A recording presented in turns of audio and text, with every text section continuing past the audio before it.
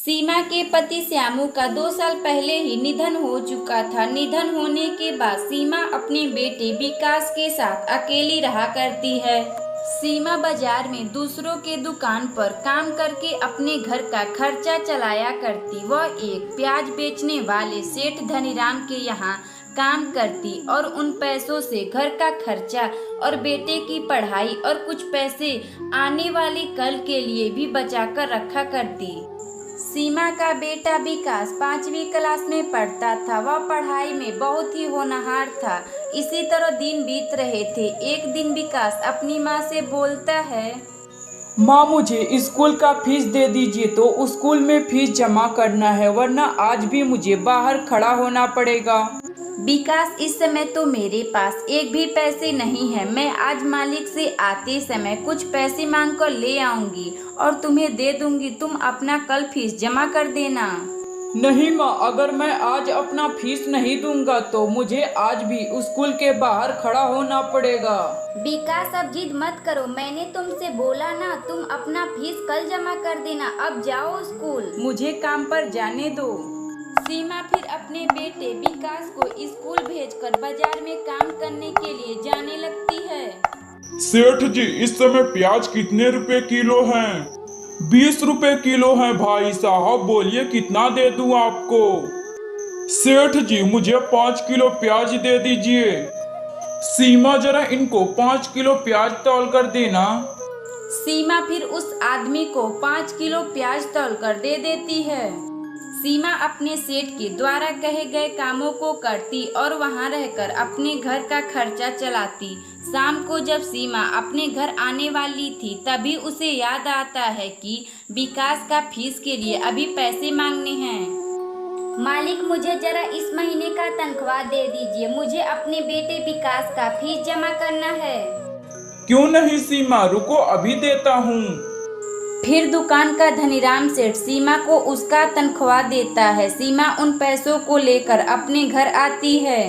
माँ, आज आप कही थी कि मेरा फीस देंगी, दीजिए मेरा फीस, मुझे फीस जमा करना है।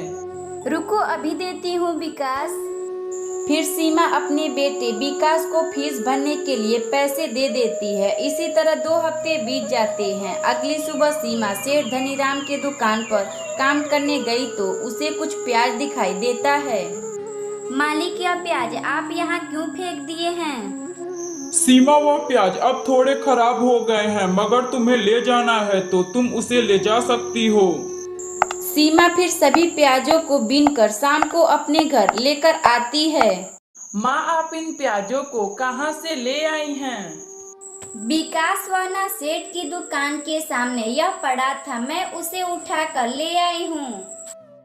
माँ, आप क्यों ना इन प्याजों का एक प्याज पराठा बनाती हैं? ठीक है विकास, अभी मैं बना देती हूँ। सीमा फिर प्याज को लेकर अपने किचन में जाती है और उन प्याजों का खूबसूरत सा प्याज पराठा बनाकर अपने बेटे विकास को खाने के लिए देती है। विकास अपने माँ का हाथों का प्याज पराठा खाकर अपनी माँ का तारीफ किए बिना मानता नहीं। माँ, यह कितने स्वादिष्ट प्याज पराठे हैं। माँ, सचमुच खाने में तो मजा ही आ गया। अच्छा, सचमुच विकास, यह प्याज पराठा स्वादिष्ट बना है, तो मैं कल अपने सेठ को भी यह खाने के लिए ले जाऊंगी। सीमा फिर अगली सुबह प्याज पराठा कुछ बचे जो अपने मालिक को ले जाती है खाने के लिए। सेठ जी, यह जरा प्याज पराठा खाकर देखिए तो कैसा बना है। अच्छा दो सीमा, देखूं तो तुम प्याज पराठा कैसे बनाती हो। सीमा फिर अपने हाथों का प्याज पराठा अपने मालिक सेठ धनीराम को खाने के लिए देती है। सेठ धनीराम सीमा का प्याज पराठा खाकर सीमा से बोलता है, सीमा, वाह, तुम्हारे हाथों का प्याज पराठा खाकर मजा ही आ गया। सचमुच तुम्हारे हाथों में तो जादू है। सीमा, क्यों ना तुम मेरे दुकान के सामने अपना एक प्याज पराठा का दुकान खोल लेती हो। मगर सेठ जी, मेरे पास उतने पैसे कहाँ कि मैं दुकान खोल सकूं। सीमा, तुम चिंता ना करो, पैसे मैं तुम्हें दूंगा। तुम कल ही अपना एक प्याज पराठा का दुकान मेरे दुकान के सामने खोल लेना। सीमा फिर सेठ धनीराम के दिए गए पैसों से अपना एक प्याज पराठा का दुकान खोलकर प्याज पराठा बेचना शुरू कर देती है। प्याज पराठा खा लो प्याज पराठा, सीमा के हाथों का प्याज पराठा खा लो।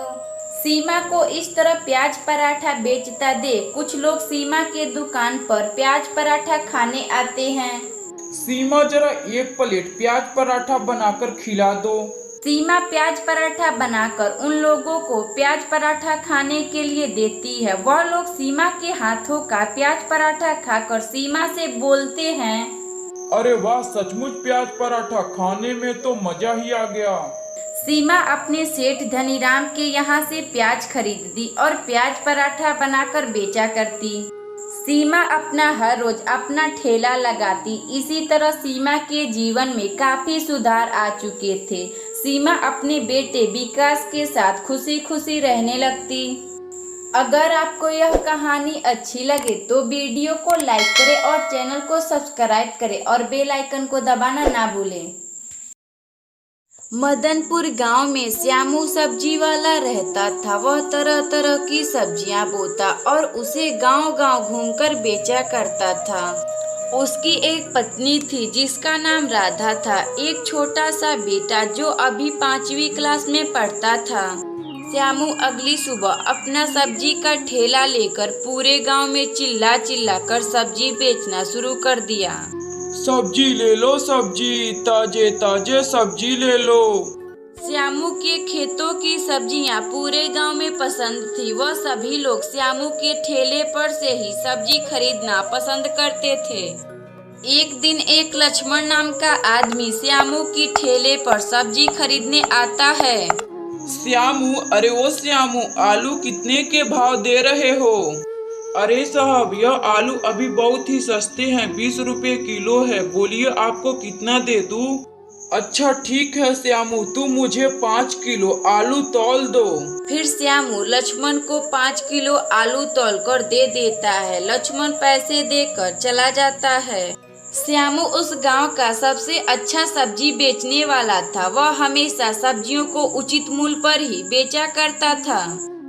लेकिन श्यामू को इस तरह सब्जी बेचता देख एक हरिया नाम का किसान भी वह भी सब्जी बेचना शुरू कर देता है। इसी वजह से श्यामू के ठेले पर अब बहुत से लोग सब्जी खरीदने नहीं आते थे। वह हरिया नाम का सब्जी वाला बहुत ही गलत आदमी था। वह हमेशा अपनी सब्जी को गलत तरह से उगाता और उसे श्यामू से सस्ते दाम में बेचा करता। इसी वजह से लोग अब श्यामू के दुकान को छोड़कर हरिया के दुकान पर आते थे सब्जी खरीदने। जब श्यामू सब्जी बेचकर शाम को अपने घर जाता है तो उसका बेटा हर रोज की तरह चॉकलेट मांगने का जिद करता है। पिताजी, आप मेरे लिए चॉकलेट लाए हैं कि नहीं? क्यों नहीं लाया हूँ विकास, मैं आज भी अपने बेटे विकास के लिए चॉकलेट खरीद कर लाया हूँ। रुको अभी देता हूँ। फिर श्यामू अपने बेटे विकास को चॉकलेट खाने के लिए दे देता है। तभी श्यामू की पत्नी राधा श्यामू को आवाज लगाकर किचन में बुलाती है। अजी सुनिए, खाना खा लीजिए, खाना बन गया है। अभी आता हूँ बाबा, रुको तो। फिर श्यामू अपने रसोई घर में खाना खाने चला जाता है। श्यामू खाना वाना खाकर अपने सब्जी का हिसाब अपने पत्नी को दे देता है। विकास की माँ, आज अपना ज्यादा बिक्री नहीं हुआ है। मैं आज बस केवल आलू ही बेचा हूँ।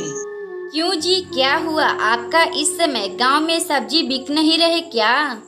दरअसल राधा व हरिया भी अपना एक नया ठेला सब्जी का बनवाया है। वह सब्जी हमसे भी सस्ता बेच रहा है।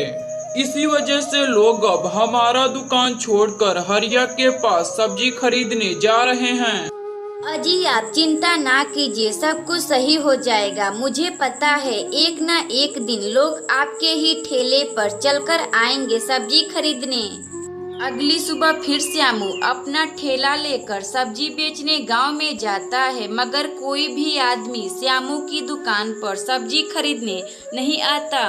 श्यामू काफी दुखी हो चुका था। अगली सुबह श्यामू की पत्नी राधा श्यामू से बोलती है, अजी आप क्यों ना टमाटर की खेती करते हैं, वैसे भी आपकी सब्जियां गांव में अब बिक ही नहीं रही। हाँ राधा, अब मैं टमाटर की खेती करूंगा। वैसे भी टमाटर दिन प्रतिदिन महंगे होते जा रहे हैं। श्यामू फिर अगली सुबह खेतों की ओर टमाटर की खेती करने जाने लगता है। वह अपने खेत में जाकर टमाटर का पौधा लगा देता है। इसी तरह 2 महीने गुजर जाते हैं। अब श्यामू का टमाटर की खेती रंग ला देती है। अजी आप अब सभी टमाटरों को तोड़कर बाजार में बेच आइए, वह काफी बड़े हो चुके हैं। हाँ राधा, बाजार में टमाटर बहुत ही महंगे हैं। मैं कल सभी टमाटरों को तोड़कर ठेले पर लाद कर उसे बेच आऊंगा। अगली सुबह श्यामू अपने खेत के टमाटरों को तोड़कर उसे ठेले पर बेचना शुरू कर देता है। उस बाजार में केवल श्यामू के पास ही टमाटर के सब्जी थे। इसी वजह से लोग हर सब्जी खरीदने के साथ टमाटर भी खरीदने आते थे। अरे श्यामू, तुम टमाटर कितने के 1 किलो दे रहे हो? अरे साहब, यह टमाटर 100 रुपए का 1 किलो है। बोलिए आपको कितना दे दूं?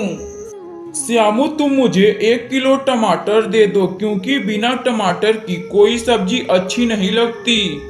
श्यामू फिर अपने ठेले पर से उस आदमी को 1 किलो टमाटर तौल कर दे देता है। फिर वह आदमी श्यामू को पैसे देकर वहां से चला जाता है।